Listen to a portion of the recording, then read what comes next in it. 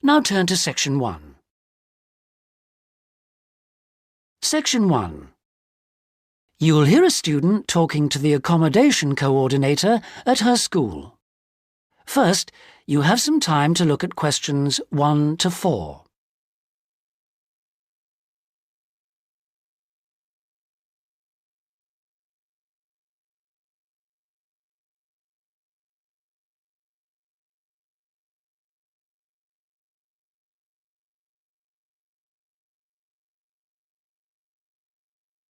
You'll see that there is an example which has been done for you. On this occasion only, the conversation relating to this will be played first. Sarah, I've heard that you want to move into a homestay family. Is that correct? Yes, that's right. I've been staying with my aunt, and now my cousin is arriving from Singapore, and my aunt needs the room for him. Oh, that's bad luck. Well, I'll need to get some particulars first. Sarah, what's your full name? Sarah Lim, and that's Sarah without the H at the end. Linda asks for Sarah's full name, Sarah Lim, so this has been written in the notes. Now we shall begin. You should answer the questions as you listen, because you will not hear the recording a second time. Listen carefully and answer questions 1 to 4. Sarah, I've heard that you want to move into a homestay family. Is that correct? Yes, that's right. I've been staying with my aunt, and now my cousin is arriving from Singapore, and my aunt needs the room for him. Oh, that's bad luck. Well, I'll need to get some particulars first. Sarah, what's your full name? Sarah Lim, and that's Sarah without the H at the end. How old are you, Sarah? 23, only just.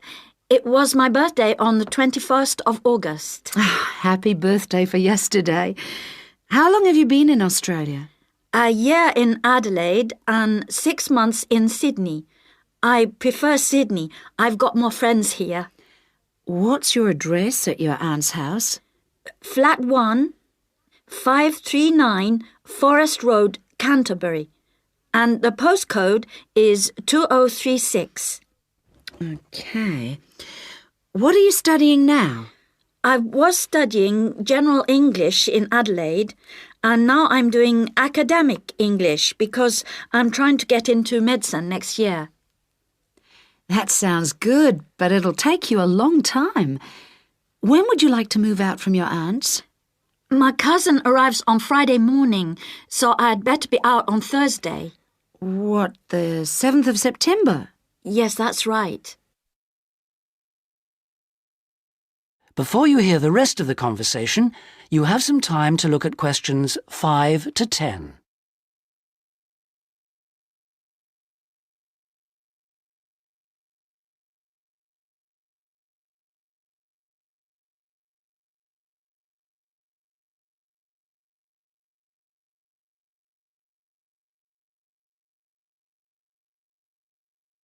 Now listen and answer questions 5 to 10. That doesn't leave us much time. Right, okay. I need to know what kind of accommodation you'd like so I can get you something suitable. Can I share a room with someone else? I've been alone in my room at my aunt's, and I've always shared with my sister, and I like that. Yes, fine. That'll save you money too. Would you like to live with a family, or do you think that a single person would be better for you? I have lots of very nice single people on my books. Do you have any women living alone, retired women? Yes, I have quite a few whose children have grown up and left home. In fact, I have some really lovely retired ladies living by themselves who just love the company of students. Most of them live in flats, but that's not a problem for you, is it? Not at all. I'm used to that. My aunt lives in a flat too, remember? I'm not used to a big house with a garden, swimming pool, pets and all that. Okay, fine. I know quite a bit about what you want now. I should let you know that your rent will be $160 per week. You'll have to pay me $320 as a deposit before you move in. The deposit is as insurance in case you break something. You'll need to pay monthly to me by cash or cheque, I don't mind. You don't need to pay for gas, electricity or water, but you will need to pay your proportion of the phone bill. Most families do that on an honour system, but you'll have to wait and see. Have you got any more questions for me? When will you know where I can go? I'll work on it now. So come and see me tomorrow, and I should have some news for you then. Thanks a lot. Goodbye. See you tomorrow. After lunch would be better for me. OK. See you then. Bye. That is the end of section 1. You now have half a minute to check your answers.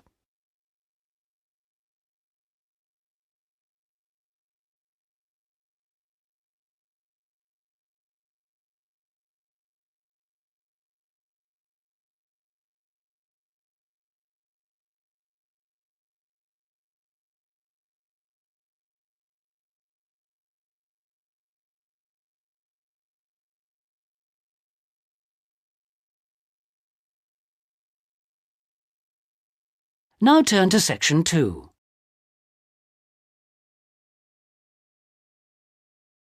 Section 2. You'll hear Jane Hemington talking about this year's summer festival. First, you have some time to look at questions 11 to 14.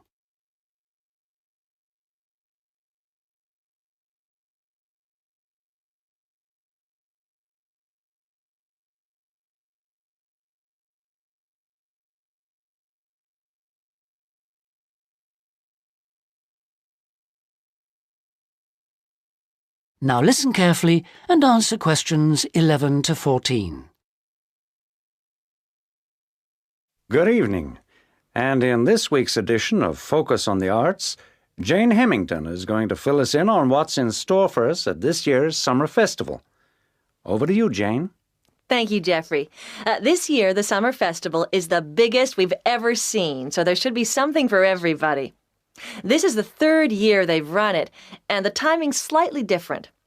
For the last couple of years, it's been around the 5th to 17th, but this year, they wanted to allow everyone enough time to recover from the 1st of January celebrations, and they've put it at the end of the month. The program has sensational theater, dance, and also a large number of art exhibitions. But the thing the festival is most famous for is its great street music. For today's report, though, Jeffrey, I'm looking at some of the theatrical events that you might like to see. In particular, at this year's theme, circuses. I'm going to tell you about 2 circus performances, but there are plenty of others in the program. I've chosen these because they represent distinct movements within circus performance. The first is the Circus Romano from Italy.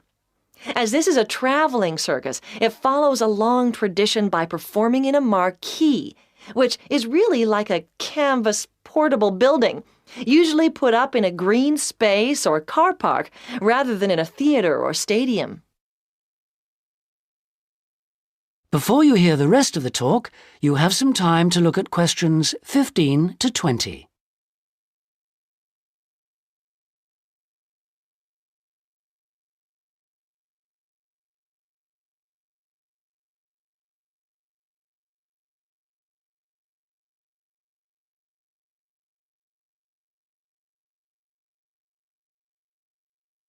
Now listen and answer questions 15 to 20. In spite of this, Circus Romano isn't at all like the traditional circuses I grew up with. There are no animals, just very talented clowning and acrobatic routines. The show has a lot of very funny moments, especially at the beginning. But the best part is the music and lighting. They're magical. At $45, it's very expensive anyway.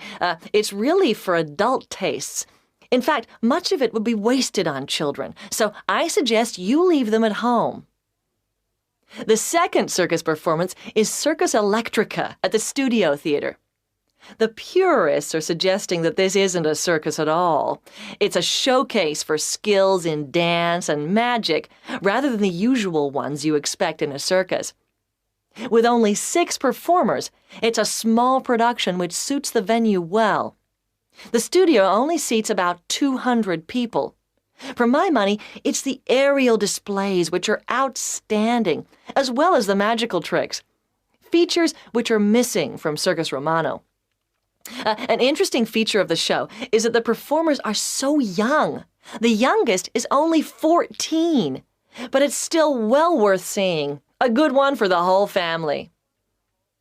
And finally, as it's summer, you may wish to see some of the festival performances that are being presented outdoors, like the famous Mekong water puppet troupe performing in the city gardens this week. Now, water puppetry is amazing.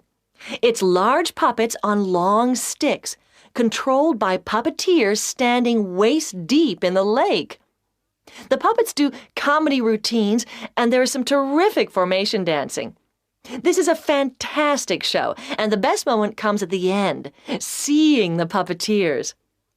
When the troupe walks up out of the water, you get this amazing feeling. It's really hard to believe that what you've been watching is lifeless wood and cloth. As an adult, I had a great time, but I did note that other older people in the audience weren't quite as taken with it as I was. It's a must for young children, though, and that's the audience it's really aimed at. Well, that's all I've time for today, but I'll be back next week with more news of what's worth seeing and what it's best to miss. That is the end of Section 2. You now have half a minute to check your answers.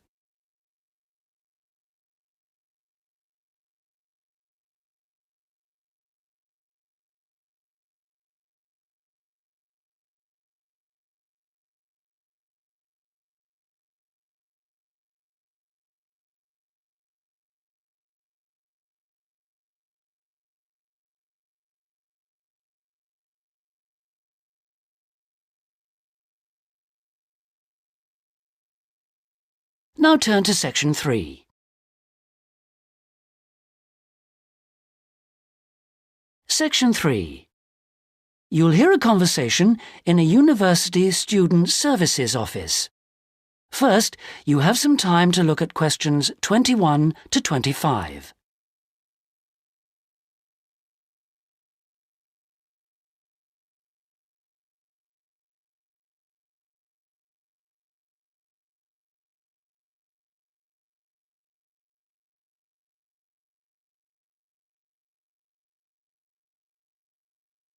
Now listen carefully and answer questions 21 to 25. Hello, I'm Dawn Matthews. Yes, hello. I've been referred to you because I'm inquiring about the refresher courses that you run. I'd like to find out a bit more about them. OK. Well, we run quite a few different short courses for students who are either returning to study or studying part-time. Tell me about your situation.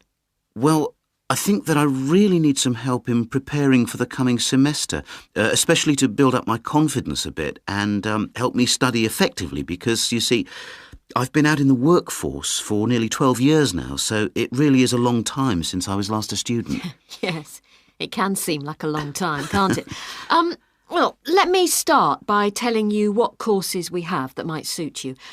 Are you an undergraduate or a postgraduate, arts or sciences? Undergraduate, and I'm in the business faculty. Right then. Well, first of all, there's our intensive Study for Success seminar on the 1st and 2nd of February. Mm-hmm. It's aimed at students like you who are uncertain about what to expect at college and looks at a fairly wide range of approaches to university learning to motivate you to begin your study and build on your own learning strategies. That sounds good. What are some of the strategies that are presented? Well, we try to cover all aspects of study. Some of the strategies in writing, for example, would be improving your planning for writing, organising your thinking, and building some techniques to help you write more clearly. With reading, there'll be sessions aimed at getting into the habit of analysing material as you read it, and tips to help you record and remember what you've read. It really is very important to begin reading confidently right from the beginning. There's also advice on how to get the most from your lectures and practice in giving confident presentations, as well as how to prepare for exams. What about the motivational side of things? Well, there's a range of motivational exercises that we do to help the students feel positive and enthusiastic about their study. The process of learning and exploring a subject can lead to a whole new way of looking at the world, and the study skills and techniques that you build up can be applied in all sorts of different ways. Before you hear the rest of the conversation, you have some time to look at questions 26 to 30.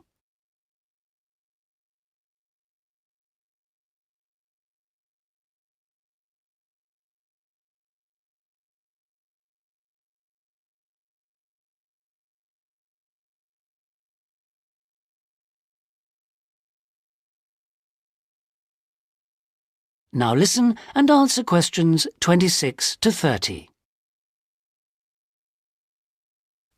Actually, I'm very excited about the whole thing of taking up studying again, but, I'm a little nervous about whether I'll manage to get everything done. I suppose it's the same for all mature students. Of course it is. Two of the key components of the course are time management and overcoming procrastination. People discover that once they learn to plan their days, all the work can be accomplished and there'll still be time for leisure. Is there an enrolment fee? Well, just a minute, let's see. The cost is £30, which includes all course materials and morning tea.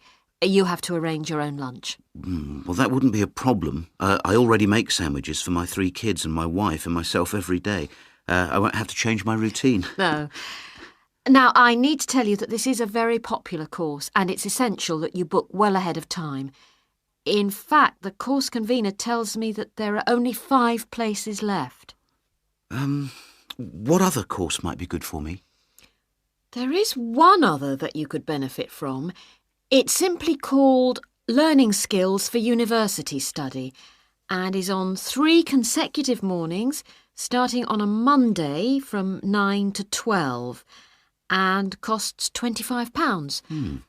This is aimed at upgrading the study skills most school leavers have and help them cope with the increased demands of university study. It focuses mainly on making students more responsible for their own success. What sort of things are covered in this course? Well, basically, it's more advanced thinking, note-taking, reading and writing strategies, but also some input about stress management. I think I'd be better off starting from the basics and looking at all the strategies, don't you? Yes, from what you've told me, I think that's more in line with your situation. All right then. Can I book a place on the Study for Success seminar course now? Yes. Let me just get out a registration form and take down your details. That is the end of section 3. You now have half a minute to check your answers.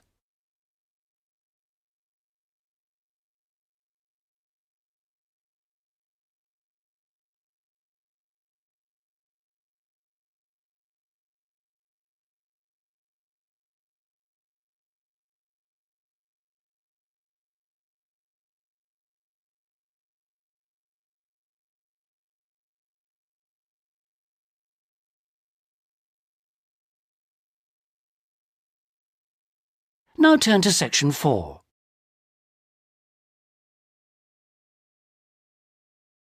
Section 4.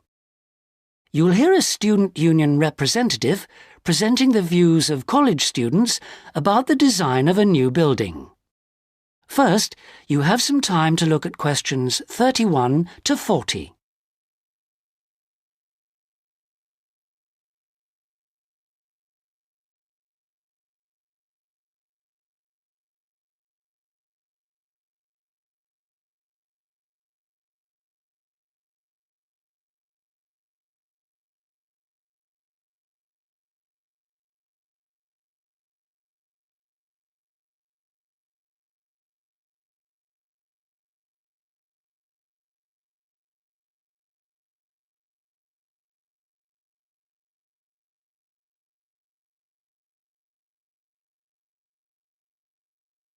Now listen carefully and answer questions 31 to 40.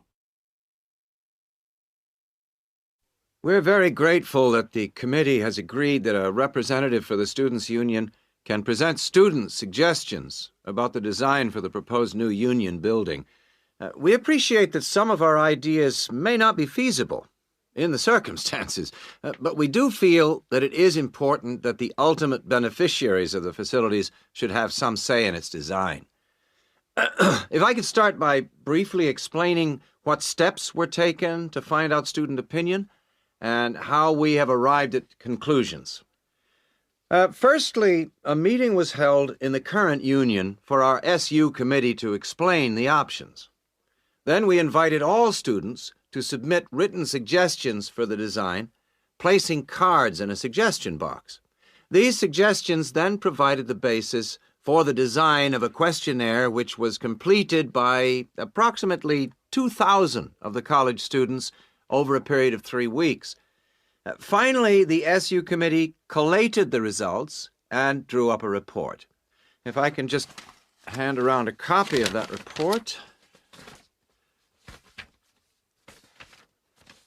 This presentation is essentially a summary and discussion of the key points of this report. So, in broad terms, the consensus was as follows.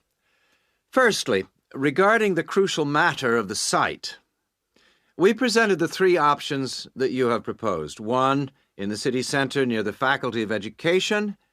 2, on the outskirts of the city near the park. And 3, out of town near the halls of residence. We asked students to cite reasons for and against these sites, and there was remarkable agreement on all 3. Site 1 was unpopular because of traffic and parking problems. Site 2 had a number of supporters, mainly because it was close to most lecture rooms, and Site 3, out of town near the halls of residence, was clearly the most popular because of access from living quarters. It was clear that the union was mainly to be used after lectures. It was also felt that the larger site would allow more room for a choice of facilities.